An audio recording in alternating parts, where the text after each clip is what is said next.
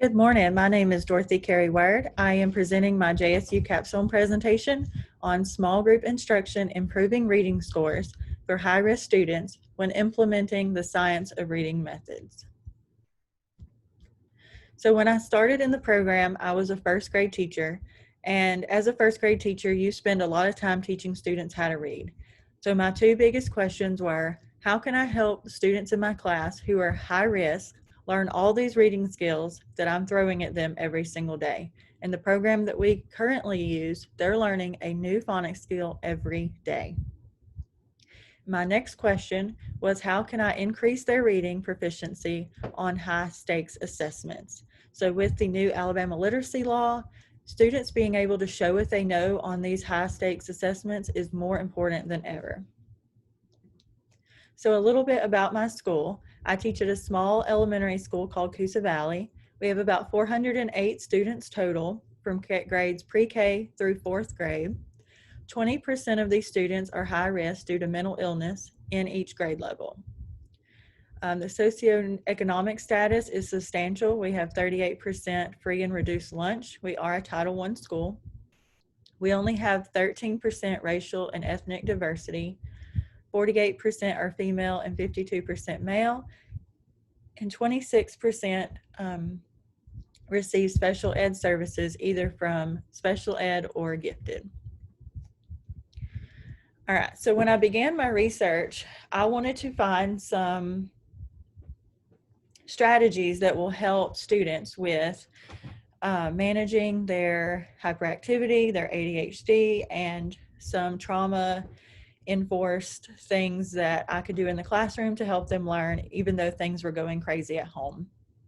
And so I read an article by Sims and Lonergan that explained that inattention to what's being presented to them as far as reading goes creates those gaps in reading more than their hyperactivity does.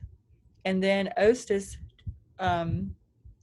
stated that 9% of students with ADHD actually have a reading disorder. The other 40% only struggle because of the way the material is being delivered to them. That was huge for me, and I could definitely reflect and see my students in that mirror when I was reading that article. So I read several other articles that showed me strategies, and it aligned very neatly with the Fontes and Pinnell guided reading. So I started using small groups and guided reading in my classroom. And that's also when our school started letters training. So I was able to get some of the skills from letters and the strategies there and implement those in my small group as well. This is also at the same time when the Alabama Literacy Act became law. So I was desperately trying to find something to reach these students before they left first grade. So being able to tie in strategies for reading, mental health, psychology, and the new science of reading training were going to be huge for me in this research project. So the first thing I did was use the Fontes and Pinnell setup and the letters assessments to plan and strategize my small group instruction. So as I was doing this, I was collecting strategies and skills that I could use in my small group. I was learning how to plan and manage my small groups. And then I was also figuring out which data was going to be most effective to look at during the year that ended with COVID. So I went ahead and used our DIBELS screener that we used in first grade, nonsense words and oral reading, as well as our STAR. I started looking at monthly nonsense words when I found out there was a possibility that I would loop with my students from first grade to second, because I knew that this would be a fluid assessment as well as fluency. Letters also gave me a spelling screener that I was able to use and dissect which skills students were actually missing. So what I did is I organized these small groups instruction, and I became very intentional with my planning and what I was doing with my students. I made sure that it was very hands-on, that they were very active when they were doing it. When they weren't with me, they were working on the skills in a environment where they could move around and do things. Just very, very intentional and deliberate. So there was a little anomaly with my research because I got to loop from first grade to second grade with the same students. So I was able to take the beginning and middle year scores from those 3 different measures I mentioned above and compare them in first grade and second grade. And then I used the students that joined me my second grade year as a control group to make sure that it was the small groups that I was doing that was causing the gains and not simply looping and knowing my students. As far as research ethics, I never used my students' names and I never called out any particular student. I did get permission from my parents and from my administration to use the data and to carry over the data from the different classrooms. So I started my research in October of 2019, but because of COVID shutdown, I did not get to use those months of March, April, and May of their ending first grade year. I did not have data from that year. The end of that year, that's why I used the beginning and middle. And then I stopped my small groups in April of 2021 with my second grade class. All right. So here are some findings that I thought were very interesting. So we did start in first grade and second grade, but here is an example of the growth that happened with the second grade group. So class 1 got small group instruction every day. Group 2 only got whole group instruction for phonics and for comprehension. So as you see at the beginning of the year, they started with the colors or with the percentages you can see underneath that were yellow, blue, red, or green. Red is the lowest, then yellow, blue, and green means they're on grade level. And hopefully by the middle or the end of the year, they're all green because they've all learned the skills that they need and they've all reached their grade level. So as you see, the one with small groups improved greatly. And then the class that did not receive small groups, some of them went backwards, and the ones who started low usually ended low as well. The graph at the bottom right is my control group. Those are the gains that they made in their first grade year, and then the gains they made in their second grade year. Some of the higher students that I attained in this second year of loop, they did not make as nearly as many gains because they already made them in first grade. But as you see, the other gains were very significant. So I used nonsense words as a gauge because it was a fluent assessment between first and second grade. And these are I went ahead and compared it with the class that did not get small group instruction. So as you see, small group instruction, they made huge gains in nonsense words. And this was just because they were simply getting a lot of practice in front of someone who was going to correct them and give them that immediate feedback, which was another strategy that students who are high risk need, that instant feedback. At the bottom, there's a graph of the class average oral reading fluency score.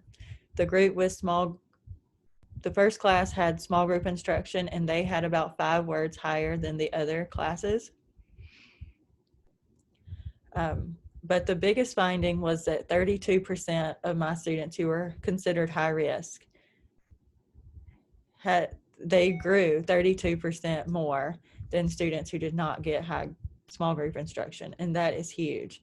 Being able to reach them and get them on level where they need to be is so, so important to give them that upper hand and to change things for them for their future. So I thought that was interesting. All right, so as my conclusions, students who are considered at risk increased 32% more using small group instruction. Only a 10% growth of those who did not. All students in my class grew 25%, whereas only 10% growth of those who did not get small group instruction. Again, that is huge. Small group instruction closes those reading gaps, gives that student a relationship with teachers and with adults where they feel like they can be corrected and they can fix things for themselves and try again next time. So there's a trust built there. So the next steps that we're going to take in our school is all teachers are going to be LETRS trained. All teachers are implementing small group instruction in reading this year, and hopefully we can use that LETRS and that small group instruction to be intentional and reach these students who need us the most. Here are the references that I used for the research. Here are a picture of the spelling screener that I used from LETRS to analyze which students needed which skill. And I would give this every couple of months just to check where we are and see if I needed to go back and review any. I would also use their spelling tests and their phonics screener because there was some spelling words using the phonics skill that we learned on that as well. And then B is just a small group planning guide where I could make sure that I was getting plenty of decodable time, which is applying those skills that they need, and plenty of fluency practice and sight words, as well as going back over those phonics skills. So I chose the Alabama Learning Standard Curriculum, Instruction, and Assessment for my professional standard because it is the leader's job to make sure that curriculum is aligning to student need. And I feel like teachers a lot of time like to lean on curriculum as their job. Once they teach it, they're done. And that just cannot be the case with our students, especially when we're trying to get them ready for these high stakes assessments. We just can't teach and leave them. We have to go back and we have to correct things, and we have to pull students who need that extra help and go back and review and make sure that they are getting that one-on-one explicit immediate feedback. All right, so my second project, I did a PowerPoint presentation for my faculty during our end of the year faculty meeting, and it was on unethical behaviors of educators. So I did this project because it was so important and so relevant for teachers in Alabama. Alabama had the highest teacher sex crimes in the nation of 2015, and that's pretty embarrassing. And it's so important that we set a role model for our students and keep our schools ethical. So just an overview of the PowerPoint. I informed teachers about the Alabama Code of Ethics, which I had no idea that even existed until I'd been teaching for 7 years and was in this grad program. And to me, that's pretty scary. But we have this awesome code of ethics, and our teachers need to know about it.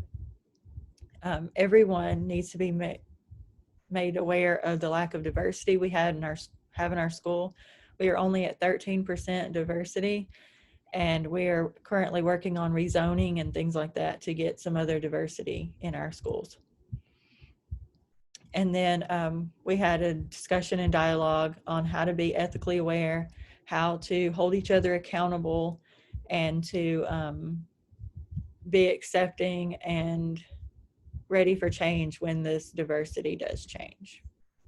All right, there's the references for my presentation. And I chose the Alabama Standard Operations and Management because it is the leader's job to create a culture and environment where everyone holds each other accountable for ethical components in our day-to-day work, making sure that we treat students with respect and that we communicate with the public in an ethical way, that we're managing our ins and outs with good ethics and laws. And that is my presentation. Thank you for listening.